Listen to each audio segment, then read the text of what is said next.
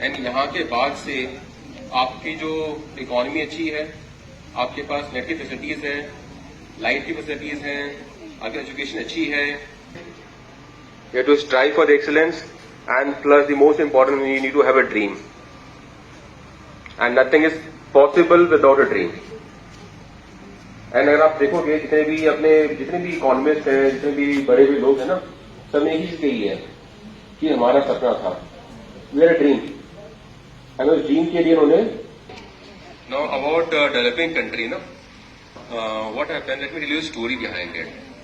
After world war II was over and when the UN become, उसके बाद में WHO came and all the economic facilities came.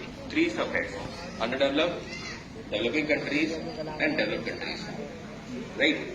And they laid out some criteria. कि underdeveloped countries, they don't have that much facility.